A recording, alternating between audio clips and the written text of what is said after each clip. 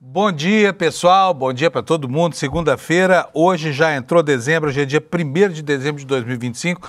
O ano que passou feito um foguete começa a estertorar, né? Tá acabando. Faltam 30 dias a partir de hoje para esse 2025 lazarento ir-se embora para sempre, né? E tomara, já vai tarde, porque a gente está esperando aqui um 2026 muito melhor. Espero que você esteja satisfeito com o seu 2025. E por isso eu vou trazer notícias quentinhas para você hoje aqui. Infelizmente, nem todas as notícias são boas hoje. Quais são os destaques do nosso noticiário? Olha, a gente não tem por hábito aqui dar notícias do noticiário policial, porque muitas vezes ele vem carregado pelo sensacionalismo e cujo único objetivo é aumentar a audiência, impressionando você, desarmando as suas fronteiras aí para o grotesco e tudo mais. Mas esse fim de semana, o que aconteceu no Brasil foi um escárnio, né? Desde um garoto, um jovem, devorado por uma leoa, ele se jogou dentro da jaula da leoa, até a história de um monstro que atropela a ex-namorada, ex-casa, não sei qual era a relação, não se sabe ainda, mas sai arrastando pela marginal por 1 quilômetro, né, deslocadamente, e a ponto de ela perder as 2 pernas que tiveram que ser amputadas, né? Uma moça jovem e tudo mais, tinha tudo pela frente, agora, caso sobreviva, vai ter que se haver aí com esse quadro em que ela foi privada de se deslocar. Um crime horroroso. Então, nós vamos ter que tratar desse assunto hoje aqui no jornal. Eu faço isso com uma certa relutância, porque eu sei que o espaço aqui é dedicado para política e você gosta de informações políticas. Mas aí tem muito de política nessas ocorrências policiais, tá? A negligência, no caso do menino da leoa, o abandono também no caso desse menino e a bestialidade humana de homens como esse atropelador que levou a vida dessa menina fora. Além disso, nós tivemos aquele caso também no sul do país, de um homem machista que matou 2 mulheres, porque não aceitava ser chefiado por mulheres, né? Parece que o mundo está de pernas para o ar. Mas não é só isso, não. Nós temos também muito do noticiário político. Nós temos aí um clima de tentativa de esfriar a fervura lá em Brasília, né? Houve ontem 2 notas, ontem domingo, o pessoal descansando, Gleisi Hoffmann e Davi Alcolumbre lá soltando notas, o Alcolumbre indignado porque foi associado ao fisiologismo, como se isso fosse uma coisa muito inapropriada no caso dele, né? E a Gleisi Hoffmann dizendo, não, o Alcolumbre não tem nada a ver com fisiologismo, não. Então o governo está nitidamente tentando jogar água na fervura, até porque depois de amanhã está marcada, né, a leitura da mensagem presidencial ao Senado da República, indicando o atual advogado-geral da União, Jorge Messias, para a vaga aberta pela saída do ministro Luiz Roberto Barroso do Supremo Tribunal Federal, né? Até agora não chegou ainda a mensagem, que é um protocolo dessa situação toda, mas houve a publicação no Diário Oficial. E juristas que eu consultei dizem que a simples publicação no Diário Oficial já vale para formalizar a indicação feita pelo presidente da República, né? Então, essa vai ser uma semana tensa em Brasília, é um mês que está apertado desde já, porque é um mês muito curto, porque ele enseja a última oportunidade de voltar a matérias fora ainda do ano eleitoral, que começa no dia 1º de janeiro, e as coisas não estão acontecendo como deveriam no Brasil. Esse é a síntese do noticiário de hoje. E eu vou chamar logo aqui o meu companheiro Alex Amorim e vou dar uma bronca nele, porque não é possível isso que o Alex fez. Alex, cadê você, meu caro Alex? Ele não vai aparecer. Apareceu. Achei que ele não ia aparecer. Primeiro, meus pêsames pela derrota do Palmeiras. Eu preciso dizer que o Flamengo mereceu, não só pela campanha, porque também jogou melhor. Nem parece que o Palmeiras tinha que ganhar, né, Alex? Fala sério. Bom dia, Panunzio. Bom dia a todos. Eu estou muito feliz nessa segunda-feira. Por quê, Panunzio? Eu já estava esperando. Não foi algo que me pegou de surpresa. Eu, querendo ou não, estava com a mesma sensação que eu tive no Mundial contra o Chelsea. Eu estava, e querendo ou não, vou dar os parabéns aos flamenguistas que estão aqui na nossa audiência, porque mereceu, realmente, jogou do início até o final ali para vencer a partida. O Palmeiras não deu nenhum chute no gol e o Flamengo é o primeiro brasileiro tetracampeão da Libertadores, então nós temos que parabenizar. E hoje eu não fiz nenhuma artezinha, porque eu ainda estou da mesma forma que eu estou feliz, tá traumatizado. Isso. E o pior, senhoras e senhores, prestem atenção ao que vocês vão ver agora. Um caso Não é de traição, é de apostasia. Pior do que isso, hein? Porque eu estava assistindo o jogo, né? Depois daquela cabeçada maravilhosa que selou o destino do Flamengo e do Palmeiras. Aliás, parabéns para os flamenguistas também, né? Principalmente para o meu filho, o Rodrigo, que é flamenguista roxo, e para o meu enteado Pedro, que também é flamenguista roxo. Então, feliz da vida. O Pedro foi lá em Lima assistir a partida com o pai dele. Eu queria também. Alex, agora, que é isso? Como você faz uma coisa dessas? Panunzio, eu fiz, mas eu não sabia que você ia descobrir. Mas foi muito claro. Sabe por quê, gente? Porque não existe mais segredo.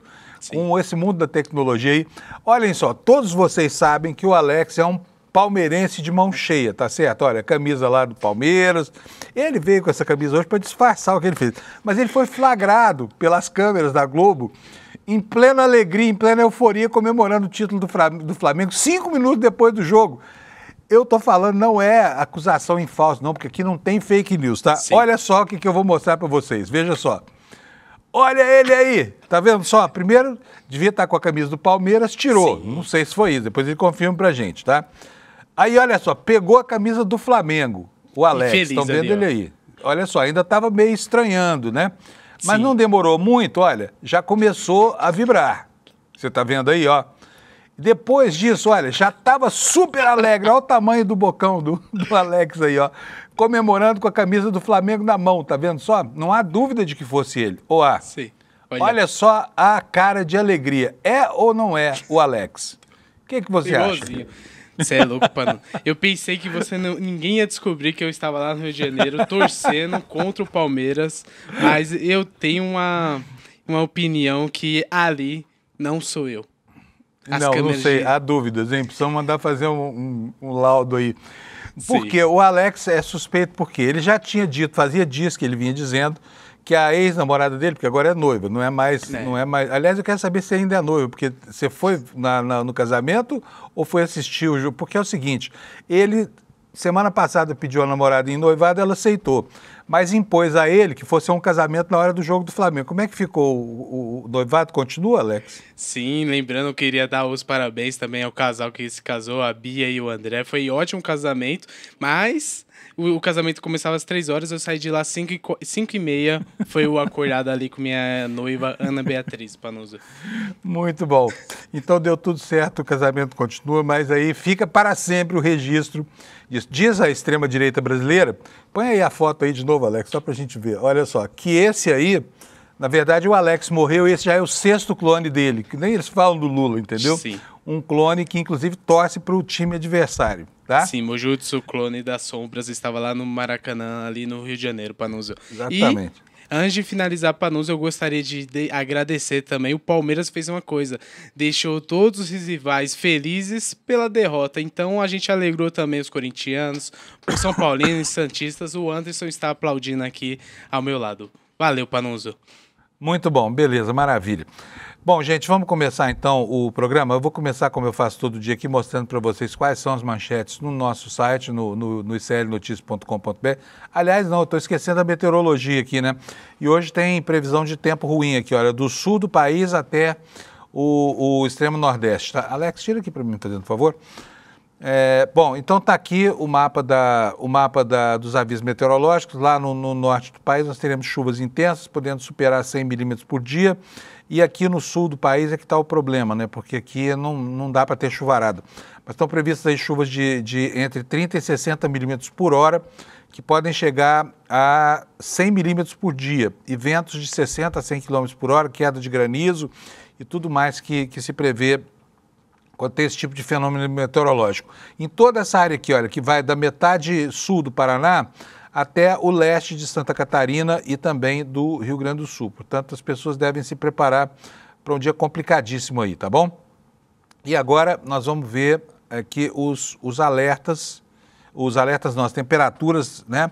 Aqui, ó, ressaltando que no mapa da previsão aparece aqui, ó, essa área aqui, que você vê mais escura, como a área mais complicada durante o dia de hoje, tá bom? Então vamos lá para as temperaturas. Porto Alegre vai ter 23 graus, chove, trovoadas. Em Florianópolis, 24 graus, também trovoadas isoladas. Em Curitiba vai fazer 27 graus, né? A geladeira do Brasil está quentinha, está virando um forninho. Em São Paulo, temperatura máxima de 35 graus. Aliás, fez um fim de semana espetacular aqui para quem gosta de sol na capital, né?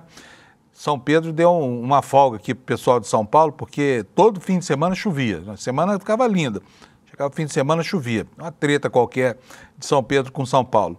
No Rio de Janeiro, temperatura também de 35 graus. Em Vitória, teremos 30 graus. Em Belo Horizonte, 33 graus. Está esquentando no Brasil inteiro, né?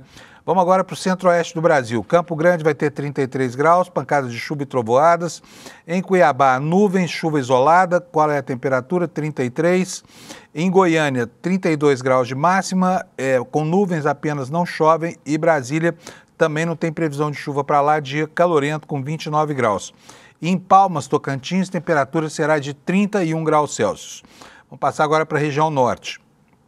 Em Porto Velho, temperatura máxima de 32, chove. Em Rio Branco, nuvens, chuva isolada, 31 graus. Em Manaus, 37 graus de temperatura, nuvens, pancadas de chuva e trovoada isoladas, tá? Trovoadas isoladas. Deixa eu botar meu mapinha aqui numa posição que eu consiga enxergar o estado do Amapá. Cadê? Do Amapá e de Roraima, tá aqui, ó. Então vamos lá, Roraima. Boa Vista, temperatura máxima de 38 graus. Em Macapá, 36 graus. Em Belém, 37 graus. Em São Luís do Maranhão, temperatura de 30 graus, só nuvens aqui, já não chove mais. Teresina, possibilidade de chuva isolada, máxima de 36 graus. Hoje Teresina não é a capital mais quente do Brasil, hein? Em Fortaleza, 31 graus, as capitais do Nordeste, dia de sol lindo lá, para quem puder ir para a praia hoje, segunda-feira, o dia está perfeito. 31 graus em Fortaleza, 32 graus em Natal, em Recife, 33 graus, Recife, em Maceió, 32, em Aracaju, 32 e em Salvador, 29 graus. Essas são as temperaturas para o dia de hoje, tá bom? Então vamos lá, vamos ver os destaques aqui no ICL. Começo por uma matéria que daqui a pouquinho o Kleber Lourenço vai nos explicar. Cadê na tela? E bota para nós, Alex. Obrigado. Ramagem alugou o carro com cota parlamentar em uma empresa que pertence a uma pessoa que é ré por lavagem de dinheiro. Olha só, daqui a pouquinho o Kleber vai explicar isso para a gente, tá bom? Temos aqui na segunda manchete o fracasso do ato do Bolsonaro. Reuniu só 130 patriotários lá em Brasília, né? Manifestação, teve poucos parlamentares aliados de Bolsonaro, nem esses não foram mais, desistiram do Bolsonaro, coitado. E os bolsominions que estavam lá eram poucos, não dava para lotar 2 ônibus, né? Temos também a situação no Caribe e na Venezuela, né, com todo o poderio americano lá fazendo um cerco aéreo primeiro, mas está com toda a finta de que será também um cerco naval que vai deixar a Venezuela numa péssima situação, e houve uma conversa entre Trump e Maduro por telefone, tá? No entanto, pouco se sabe sobre o que foi conversado e que resultado isso terá. Mas nada foi alterado enfim, na iniciativa de cercar a Venezuela por todos os lados do presidente dos Estados Unidos, né? E nós vamos conhecer também, olha, um deputado que gastou 1/4 de tudo que a Câmara gastou com anúncios do Facebook em 2025. Breno Ganem. Ele recebeu mais de R$306 mil em ressarcimentos no ano em que a Câmara já pagou R$1.200.000 a meta, tá? O cara é bom de redes sociais, hein, gente? Vamos voltar aqui para a página do ICL Notícias. Ontem à noite, Lula foi para a televisão, Rede Nacional de Rádio e Televisão, falou durante 6 minutos e 41 segundos.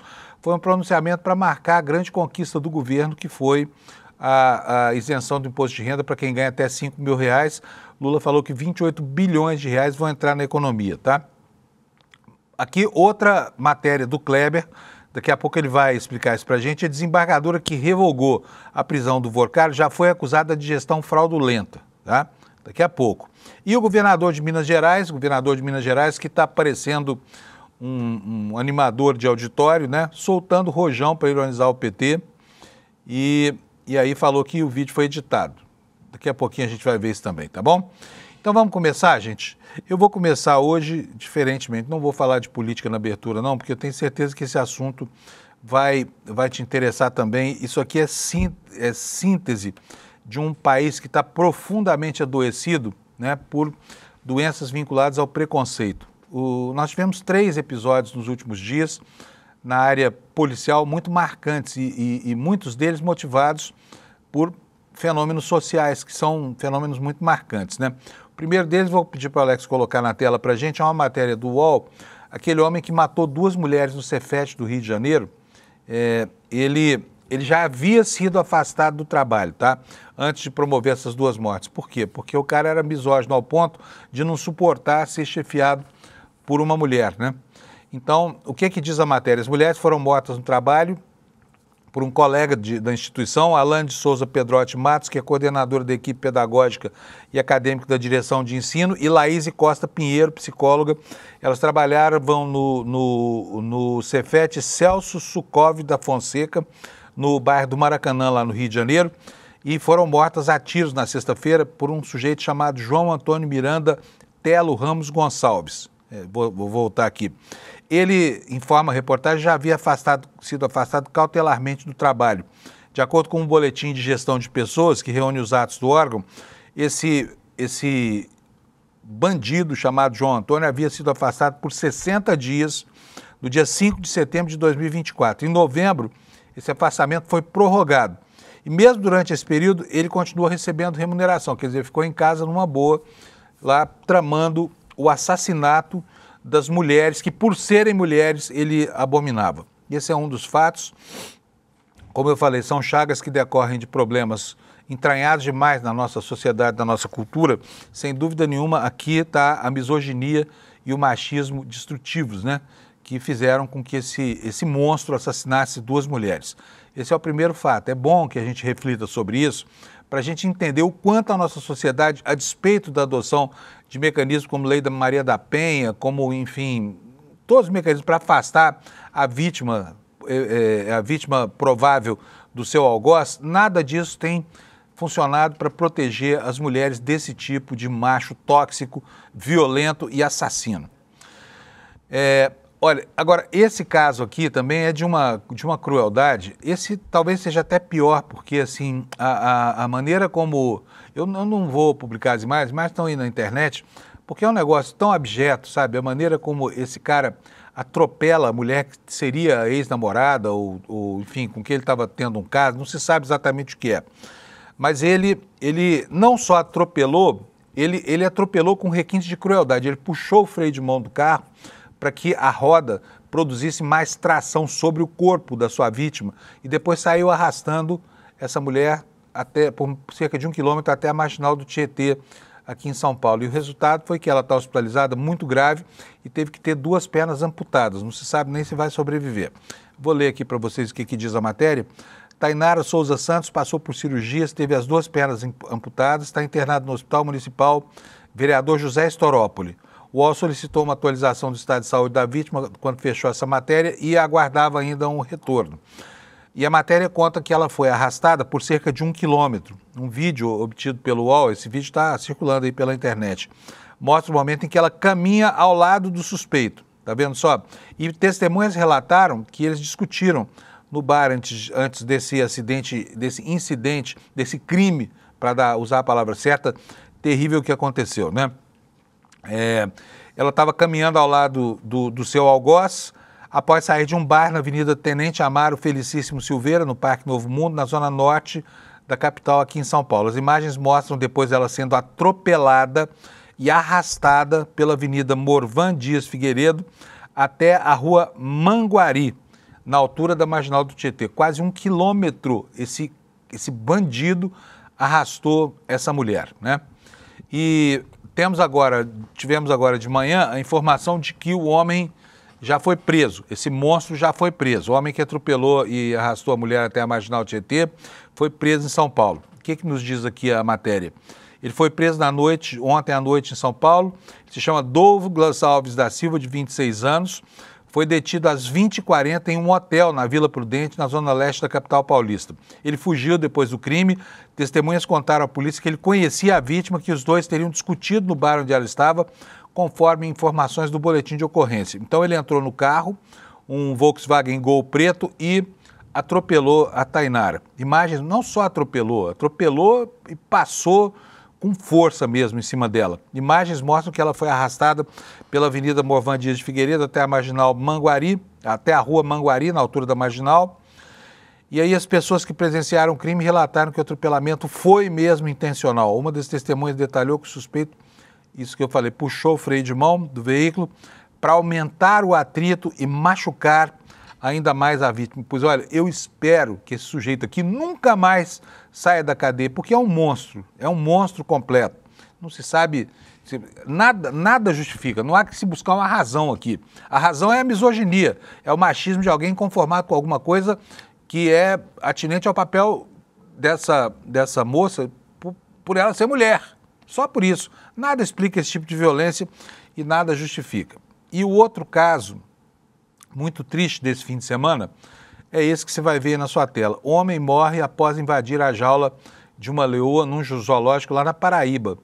Não sei se você viu a imagem, mas assim, é tocante ver como esse rapaz que aparece aí na foto, já sendo mordido pela leoa, ele escala um muro de 6 metros de altura, depois ele trepa nessa árvore aí e vem descendo, sabe? Vem ao encontro da morte, lentamente assim. A notícia crua dá conta do seguinte, olha, um homem morreu neste domingo 30 em João Pessoa, na Paraíba, ao invadir a jaula de uma leoa no Parque Arruda Câmara, conhecido como Bica.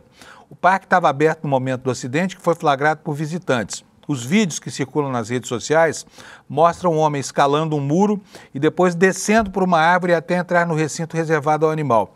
Lentamente. Logo em seguida, o homem é atacado pela leoa. Segundo o Instituto de Polícia Científica, a vítima se chamava Gerson Melo Machado. Era conhecido como Vaqueirinho e tinha apenas 19 anos de idade. E aí a gente fica pensando, pode tirar para mim, isso, obrigado, Alex. A gente fica pensando o que é que leva uma pessoa a um comportamento como esse, né? E o UOL fez uma matéria e explica o que acontecia. Esse menino era completamente comprometido na sua saúde mental e teve uma vida que ninguém gostaria de ter tido, tá? Ele foi abandonado desde o berço, passou por instituições que o rejeitavam, tentou vários processos de adoção, todos foram mal sucedidos, ele foi abandonado múltiplas vezes pela sociedade. Sofria de esquizofrenia e almejava ser domador de leões. Certamente no momento em que ele desceu a jaula dessa leoa aí, ele estava vivendo a fantasia de que amansaria a leoa. Vou ler aqui para você um trechinho dessa reportagem, daqui a pouco já vou chamar o Kleber para falar com a gente. A chocante atitude de Gerson de Melo Machado, 19, ao invadir a jaula da leoa no zoológico de João Pessoa, esconde uma história de negligências que marcou toda a vida dele. Ainda criança, ele foi afastado da mãe, diagnosticada também com esquizofrenia, mesma doença da avó materna. E já no final da adolescência, ele recebeu o diagnóstico de deficiência intelectual e esquizofrenia. Na manhã em que morreu, Gerson escalou um muro de 6 metros sem ser interceptado, chegou ao recinto da leoa no Parque Zoobotânico Arruda Câmara, conhecido como Bica. Ao descer de uma árvore, foi atacado e morto rapidamente diante de dezenas de visitantes apavorados, né, que viram aquilo tudo, porque estavam do outro lado de um vidro. Uma das pessoas mais conhecidas, uma das pessoas que mais conheciam a história do Gerson, é a conselheira tutelar Verônica Oliveira. Ela atua em Mangabeira, bairro da capital da Paraíba, onde ele vivia. Ao saber da morte, ela lembrou do sonho de que o jovem contava, ir para a África para ser domador de leões, né? E a história desse garoto é muito tocante, é muito triste mesmo. Então fica aqui o registro desses casos policiais estranhos, né, motivados pelo abandono, pela rejeição, pela misoginia e pelo machismo, chagas que a nossa cultura não conseguiu resolver, falhou ao resolver, a despeito de ter adotado todos os mecanismos de correção. Gente, deixa eu chamar o Kleber Lourenço. Kleber, cadê você? Aparece aí. Apareça, Kleber. Bom dia. Bom dia, Panunzio. Tudo bom, Kleber? Tudo ótimo. Bom dia à comunidade de CL também. Maravilha. Ô, Kleber, bom, nós temos um monte de coisas aqui para falar, né? Começar pelo Ramagem. O Ramagem, olha aqui, olha. Vou botar para vocês na tela, matéria do Kleber Lourenço, é só uma delas, tá? Alugou o carro, pagou com dinheiro da cota parlamentar, ou seja, com o seu dinheiro, né? E a locadora do carro é ré por lavagem de dinheiro, tá? Vamos saber aqui com o Kleber o que é isso. Kleber, primeiro, quem é essa mulher, o que ela faz, por que é suspeita essa relação do deputado com ela e o que é essa nota fiscal que aparece aqui no vídeo do nosso ladinho aqui. Ah, sim, perfeito, Panunzio. Então, já em fuga, já fora do Brasil, o gabinete do deputado foragido Alexandre Ramagem alugou um carro ali, a fins de e utilidade até agora permanece desconhecido, mas foi um Toyota Corolla 2.0 e essa nota foi assinada ali, foi emitida em 9 de outubro, então ele já estava fora do Brasil quando foi alugado, quando essa nota foi emitida e provavelmente quando o carro já foi alugado. O que acontece, Panunzio?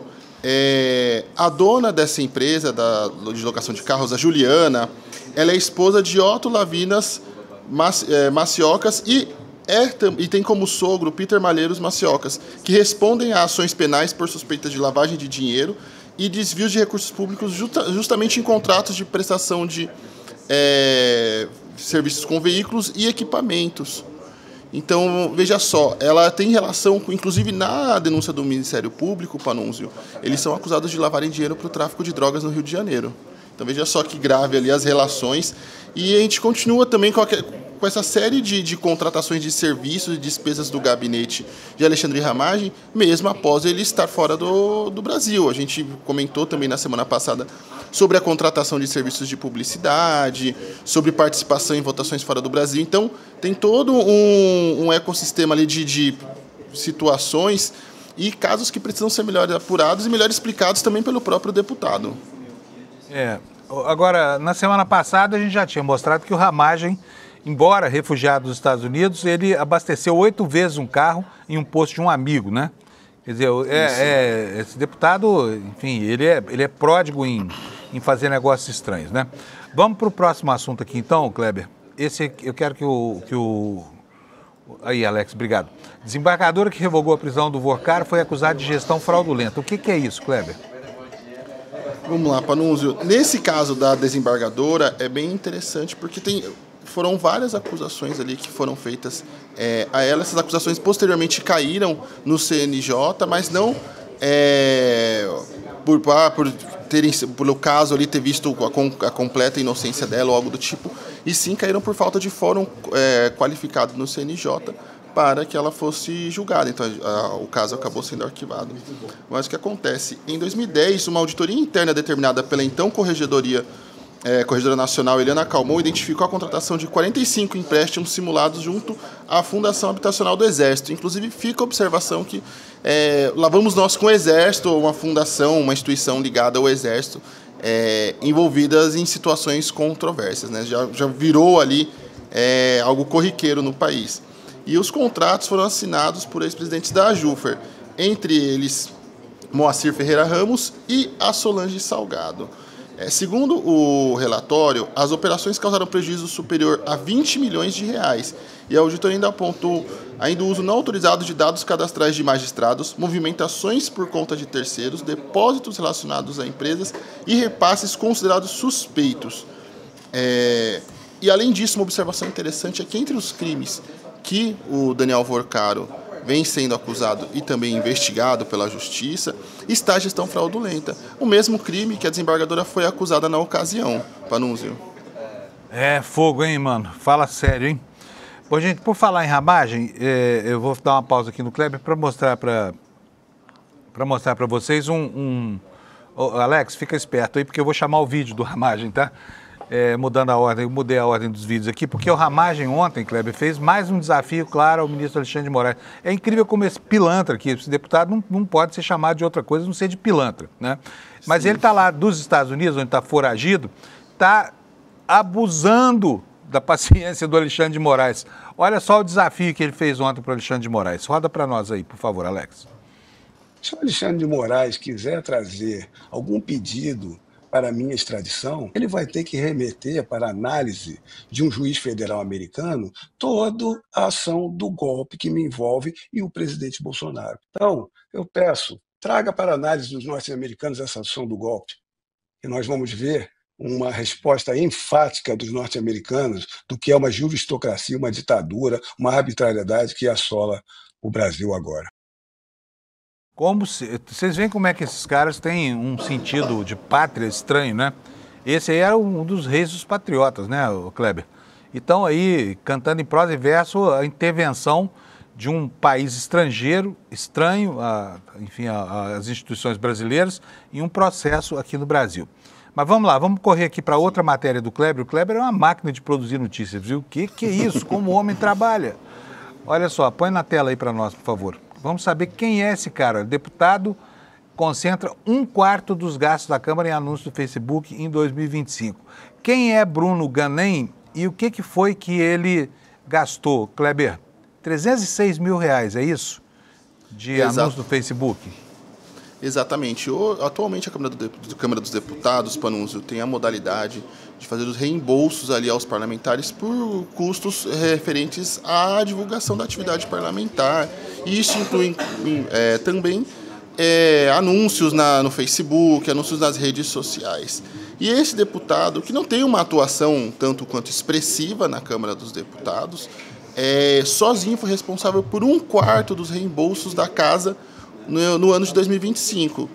Vide ainda, acho que vale fazer a observação também, de que ainda estamos em dezembro, ainda faltam 30 dias para o ano acabar, mas esse deputado sozinho juntou esse montante de custos ali em reembolso.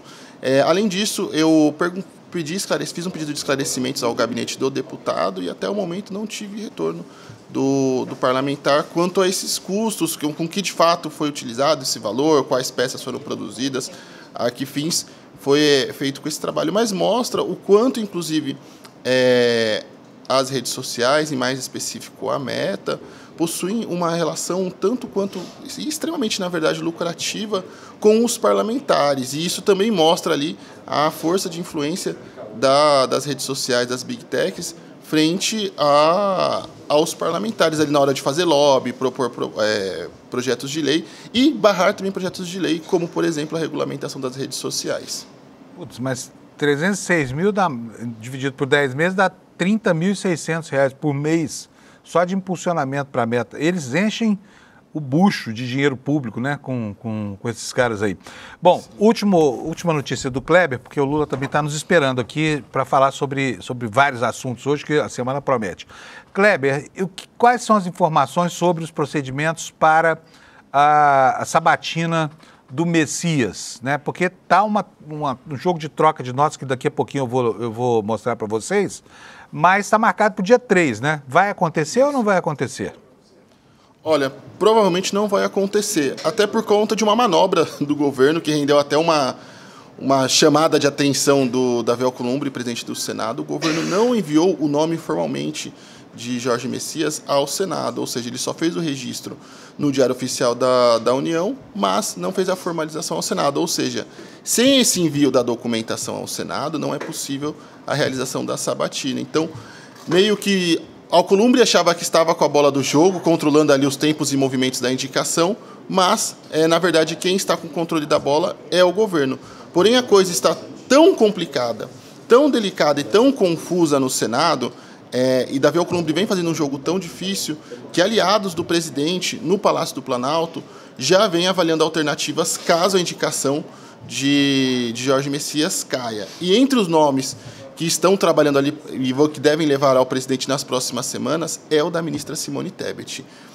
Panunzio, eu conversei ali com ministros e assessores do Palácio do Planalto que me confirmaram que ainda é discutido ainda de forma mais informal, em grupos mais restritos, de pessoas com acesso ao presidente, mas eles avaliam sim fazer essa sugestão ao presidente, não como uma substituição de Messias, mas como um plano B. Esses mesmos interlocutores já me deixaram claro também que não há a menor possibilidade de Rodrigo Pacheco, o nome favorito de Davi Alcolumbre, ser indicado, mesmo que o nome de Messias seja derrubado. E segundo esses interlocutores, um deles foi muito categórico. Pode ser que o Senado derrube Messias, Simone Tebet e seja mais quem for. Rodrigo Pacheco não será um dos nomes indicados pelo presidente Lula para o STF. Panunzio. Muito bom. Valeu, Kleber. Um abração para você. Obrigado pelas informações aqui no Desperta, tá? Bom dia. Até mais, Bom dia para você também. Vocês veem, o Kleber é a nossa máquina de apurar informações aqui. Impressionante a capacidade do Kleber de produzir notícias boas aqui e muito bem apuradas. Agora eu vou chamar outro apurador, contumaz. Lula Costa Pinto, meu amigo lá de Brasília. Bom dia, Lula. Bom dia, Fábio. Bom dia quem está conosco aqui no Desperta. Tá bonito hoje, Lula. Você pegou uma prainha no fim de semana, uma piscina? O que aconteceu? Tá moreno? Não. Não? A grande coisa do fim de semana aqui em Brasília foi o show da Marisa Monte. Você foi? Foi bom? Sim, sim. Foi bom. E o que eu vi mesmo foi o show da Michelle, lá em Fortaleza. Pé da vida. Né? Vamos começar por aí, aliás. A gente não combinou nada disso, viu, gente? Mas eu vou atrapalhar o Lula aqui desde o começo hoje. Por quê? Eu tenho um vídeo aqui, é curioso, né, o Lula? Mas aquele arranjo do Ciro Gomes com o bolsonarismo em Fortaleza sempre cheirou mal, né? Mas cheirou mal à esquerda, porque, né, teve muita gente que acreditou que o Ciro fosse um cara progressista. No passado ele enganava muito bem, né? Agora já não engana mais ninguém. Só que a direita é que está surpresa com ele, porque não pegou bem. Vou pedir pro Alex botar no ponto aí o vídeo da Michelle, para a gente ver a bronca que ela deu no André Fernandes, que não é flor que se cheire, né? Mas que agora está se vendo na obrigação de defender Ciro Gomes, o inexorável político sem rumo da política brasileira. Vamos ver a Michelle dando uma bronca do André Fernandes. A gente quer pacificar, a gente quer ter a unidade, e aí a gente vê que a pessoa não levanta a bandeira branca. A pessoa continua falando que a família é de ladrão, é de bandido, compara o presidente Bolsonaro a ladrão de galinhas, quando ele fala das joias, que a gente sabe que era um direito, que é presente personalíssimo. Então não tem como, não existe mais essa. Pois é. E aí começa o assunto aí para as manchetes dos jornais. Já não bastasse Santa Catarina, quer ver? Mostra para nós aí só a manchete, para o Lula poder falar aí, ó, na coluna do Estadão. A Rosiane Kennedy está informando para a gente que Michelle e André Fernandes escancararam um novo racha numa briga sobre o Ciro Gomes, essa ave de todos os cantos, que acaba pousando sempre sobre a rapina da política brasileira. Vai lá, Lula, a bola está com você, pode falar sobre essa bronca aí. Fábio, o que aconteceu em Fortaleza nesse fim de semana com essa discussão entre a Michelle e o André Fernandes, e o pomo da discórdia é o Ciro Gomes, deixou a direita indignada e a esquerda perplexa, mais uma vez. Por quê? Porque ao responder à bronca que ele recebeu da Michelle por ter começado a fazer campanha a favor de Ciro Gomes para o governo do Ceará, e o projeto do Ciro Gomes não é ser candidato a governador, é mais uma vez se colocar como candidato a presidente com apoio do bolsonarismo, com apoio desse lado da extrema-direita, reacionário e ultraconservador, né? Mas na resposta que ele deu a Michelle, o André Fernandes expôs uma informação que não é pouco sutil, nem é insensível à própria trajetória política do Ciro Gomes. Porque o André Fernandes disse que no início da articulação para levar o Ciro Gomes para esse palanque da extrema-direita, houve uma conversa no Viva Voz entre Ciro Gomes e Jair Bolsonaro, né? Conversa essa em que o PL expôs todo o projeto dele, que era fazer o Ciro Gomes subir no palanque da extrema-direita com um beneplácito do Jair Bolsonaro. Isso está dito na entrevista do André Fernandes, que depois ainda disse, houve uma segunda conversa, também por viva voz, com o presidente do PL, Valdemar Costa Neto. Ou seja, o Ciro Gomes começou, não foi só uma aventura palanqueira no Ceará. O Ciro Gomes começou a traçar uma estratégia política numa conversa por viva voz com o próprio Jair Bolsonaro, que já estava no caminho do apenamento que o levou para a prisão, né, agora já em regime definitivo, né, para o cumprimento da sentença de 27 anos e 3 meses, aonde ele está. Hein? E isso muda completamente, né, a dinâmica da história. Né? Esse fato revelado pelo André Fernandes, que depois se arrependeu disso e está recosturando a relação dele com o próprio Ciro, que jamais, o Ciro deve se pronunciar hoje, tá? Em razão dessa revelação que o coloca completamente sentado no colo da extrema-direita brasileira. Agora, é também a medida do racha que toma conta do PL.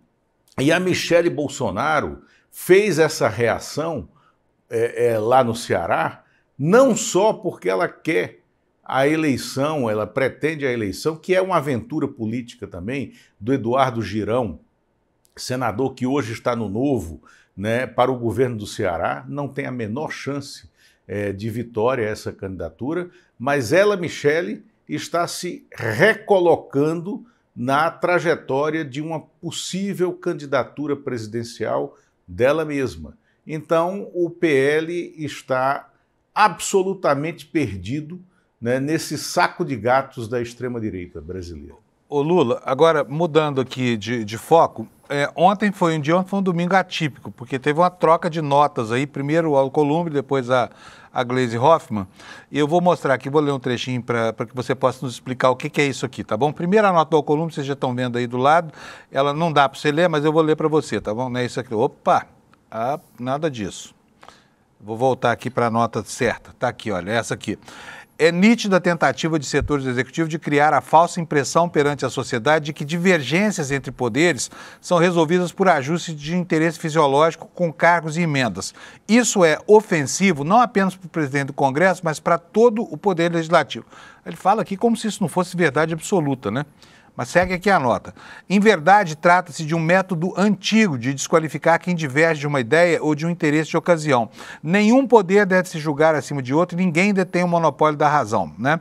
E aí ele lá para frente fala o seguinte, ó, feita a escolha pelo presidente publicado no Diário Oficial, causa perplexidade ao Senado que a mensagem escrita ainda não tenha sido enviada, o que parece buscar interferir indevidamente em cronograma estabelecido pela Casa, prerrogativa exclusiva do Senado Federal.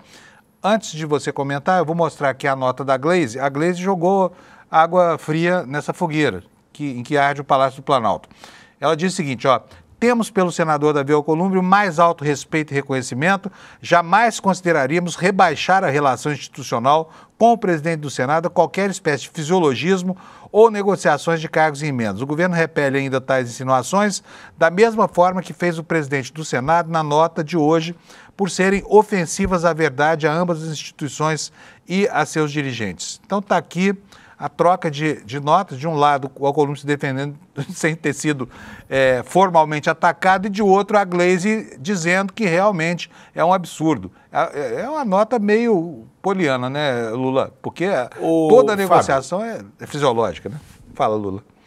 Não, toda negociação é fisiológica, mas há uma nota anterior a essas duas que gerou, né, todo esse posicionamento do Davi Alcolumbre e depois da ministra Gleisi Hoffmann, né, botando panos mornos nisso aí. Essa nota anterior, e que é a expressão maior de como ainda se faz política por coluna de jornal em Brasília, foi que o dia de ontem amanheceu com uma das principais notas da coluna do Lauro Jardim no jornal o Globo, na sua versão impressa, o que significa que essa nota foi mandada para a redação na sexta-feira à noite, dormiu todo sábado, as pessoas sabiam que ela ia ser publicada lá, e ela era uma operação de jornal, né? Era uma nota em que o Lauro Jardim dizia que o governo poderia dar ao Davi Alcolumbre o direito de indicar um novo presidente para o Banco do Brasil, né, em troca da aprovação do Jorge Messias para o Supremo Tribunal Federal. E que essa articulação estava em curso. Essa articulação nunca esteve em curso. De fato, a informação chegou ao jornal O Globo, levada provavelmente por um operador, um agente duplo entre governo e Davi Alcolumbre, entre governo e Senado, alguém que se legitimou por essa amizade com Davi Alcolumbre e resolveu botar esse bode na sala. O governo federal não tem a menor intenção de tirar do Banco do Brasil a presidente Tarciana Medeiros, né, que é a primeira presidente mulher do Banco do Brasil, além de mulher nordestina, e além de mulher e nordestina, é uma pessoa do ambiente LGBTQIA+, né? Por quê? Porque ela tem uma relação homoafetiva há muitos anos e tem um desempenho espetacular à frente do Banco do Brasil. E é funcionária de carreira do próprio banco, com uma história belíssima. Nunca houve essa intenção.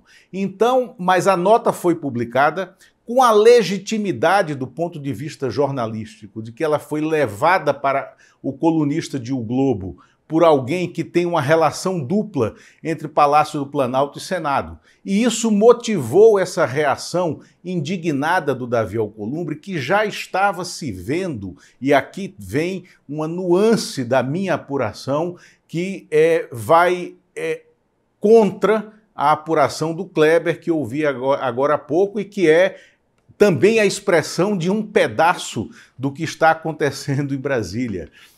A de que o Davi Alcolumbre está um pouco assustado, porque além de ter se sentido bypassado por essa manobra de calendário do governo federal, que não enviou a mensagem definitiva para o Senado da indicação do Jorge Messias, ele está vendo que há uma articulação da bancada evangélica, que tem 13 senadores, né, e que hoje é possível dizer que o Messias poderia passar, apesar do voto contrário do Davi Alcolumbre e dessa articulação dele em contrário.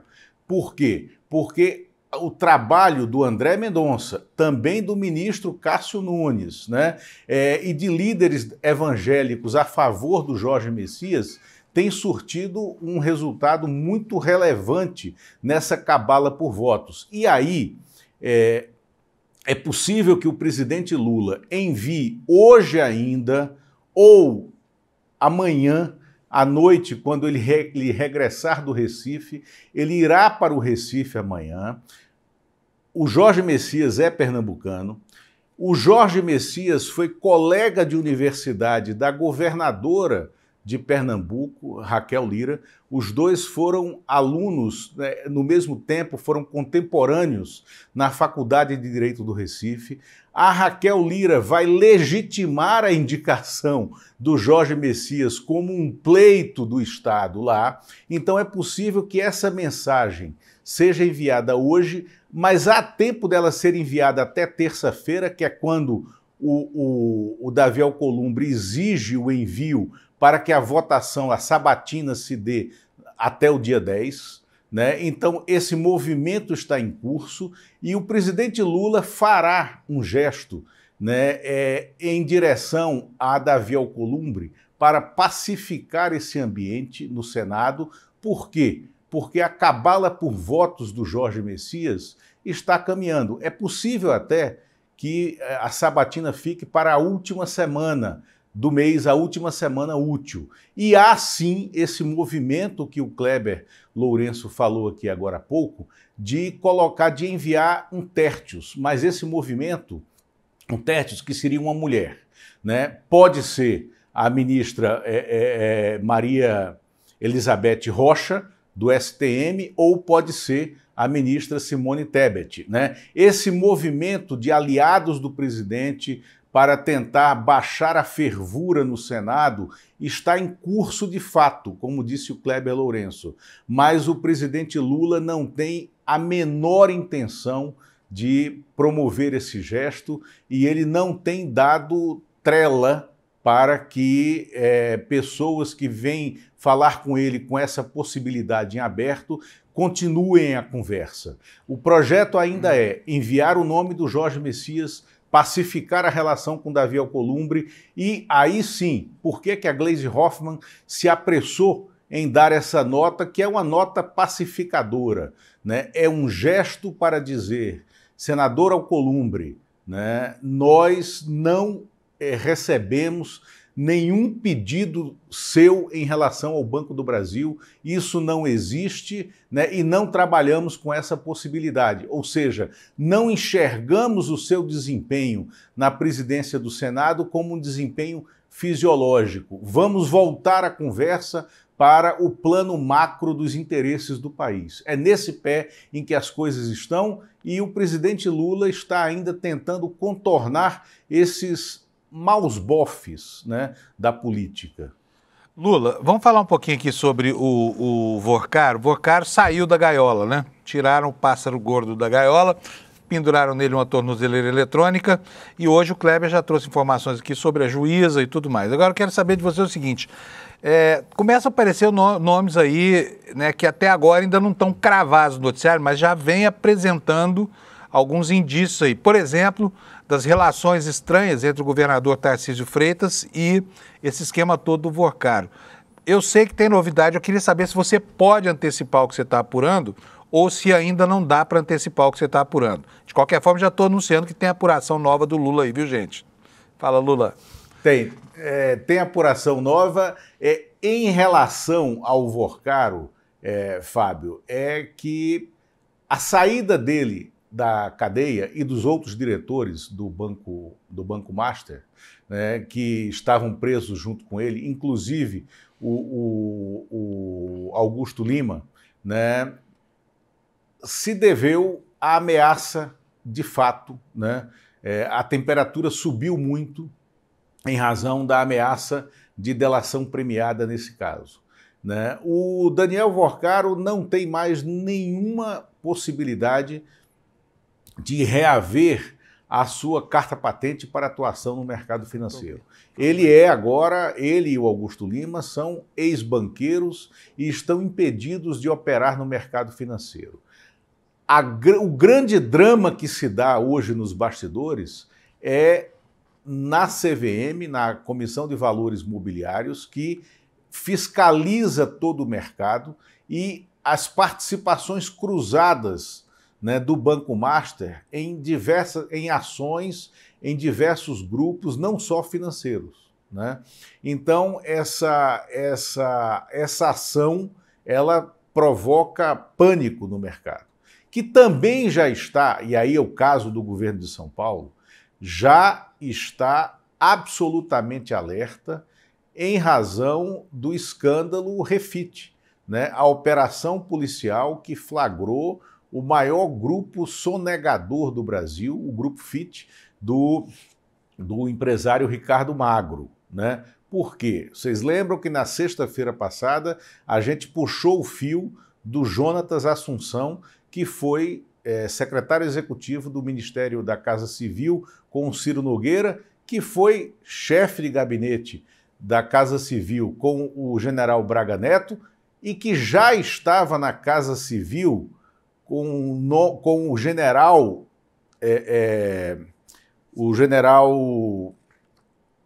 Luiz Eduardo Ramos, né? O Luiz Eduardo Ramos, que foi um dos raríssimos, aliás, foi o único general do Palácio do Planalto, do Jair Bolsonaro, que não surgiu na denúncia. E agora o Luiz Eduardo Ramos surge nesse escândalo como a pessoa que levou o Jonatas Assunção para o Palácio do Planalto, por sugestão, né, do Marcelo Sampaio Cunha Filho, que é o genro dele, general Ramos. O Marcelo Sampaio Cunha Filho era funcionário do DENIT e se tornou secretário executivo do Tarcísio de Freitas, quando o Tarcísio de Freitas foi ministro da Infraestrutura. E ele foi quem plantou o Jonatas, né, a pedido do general Ramos no Palácio do Planalto. Quando o Jonatas começou a fazer toda aquela operação política que a gente já descreveu aqui. Mas essa relação com o Marcelo, que era o secretário executivo do Tarcísio no Ministério da Infraestrutura, vai até a montagem do governo de São Paulo, hoje na atual conjuntura do Palácio do Morumbi. Porque esse esquema que começou lá na Casa Civil do Bolsonaro se reproduz no Palácio do Morumbi por causa justamente desse Marcelo Cunha Filho, né, que é genro do general Ramos, né, e hoje no Palácio do Morumbi, na área de licitações, por pregão eletrônico, né, no âmbito da Secretaria de Gestão e Governo Digital do governador Tarcísio, esse esquema está reproduzido lá. E tem, mais uma vez, a ascendência e a participação externa de Ciro Nogueira e de Antônio Rueda, que continuam como personagens próximas do Tarcísio de Freitas. Então, isso é o que eu posso antecipar dessa apuração que ainda está em curso, mas, nesse momento, o Palácio do Morumbi está absolutamente preocupado com o avanço dessas apurações na direção do Jonatas e também do esquema do Vorcaro e das transações cruzadas na CVM. Muito bom, Lula. Muito obrigado por tantas informações aqui para começar a nossa semana. Um abração para você e até sexta em edição normal ou, a qualquer momento, edição extraordinária. O Lula não tem tido folga para aparecer aqui só 2 vezes por semana, porque os fatos, infelizmente, não permitem, né, Lula? Então, um abração para você. Obrigado. Obrigado, um abraço. E abraço a quem nos escutou até aqui. Muito bom. Gente, olha, ainda tem tanta coisa para mostrar e pouquíssimo tempo. Então, vou começar mostrando para vocês um absurdo. Nós começamos hoje falando dos crimes absurdos, né, que aconteceram durante o fim de semana. Agora, olha só isso. Veja só o que aconteceu. A denúncia é do Sindicato dos Professores e Profissionais do Ensino do Paraná. O que ele diz? Olha, veja esse absurdo. A PP Sindicato recebeu um vídeo que mostra estudantes de um colégio cívico-militar de Curitiba sendo obrigados a cantar uma música que faz apologia ao ódio e à violência. Eu não vou ler mais aqui, eu vou mostrar para vocês o vídeo. Veja só isso, veja se isso é coisa que se ensina para alunos de uma escola pública. Roda para nós o vídeo, por favor, Alex.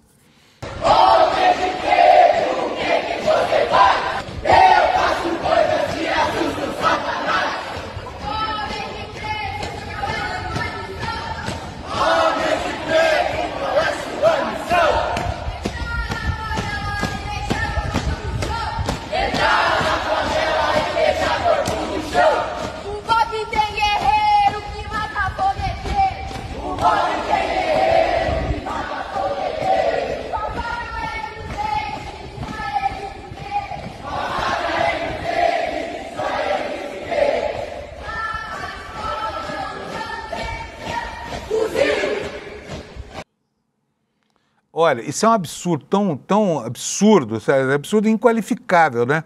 Feito sob a supervisão de um policial militar aposentado, tá? Agora, se ensinam isso para criança, o que não ensinam para os policiais dos quartéis? É por isso que nós temos milícias de assassinos, polícias militares transformadas em grupos de extermínio, aí graçando pelo país, não é? Isso é um completo despropósito, tá? Então, muito obrigado aqui ao Sindicato dos Professores por ter divulgado esse vídeo.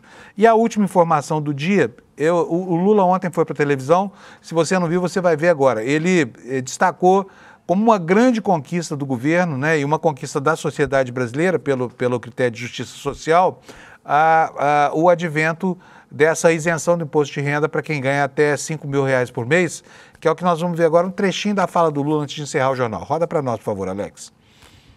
Pela primeira vez, mais de 100 anos após o início do imposto de renda, privilégios de uma pequena elite financeira deram lugar à conquista para a maioria do povo brasileiro. Na última quarta-feira, dia 26 de novembro, assinei a lei que acaba com o imposto de renda para quem ganha até R$5 mil por mês.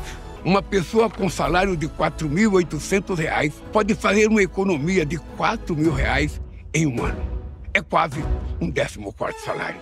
E o mais importante, a compensação não virá de corte na educação ou na saúde, mas da taxação dos super ricos, que ganham mais de R$1 milhão por ano e hoje não pagam nada ou quase nada de imposto. Estamos falando de 0,1% da população, de gente que ganha 10, 20, 100 vezes mais do que 99% do povo brasileiro e que vai contribuir com 10% do imposto sobre a renda para dar um alívio às famílias que trabalham lutam e movem este país.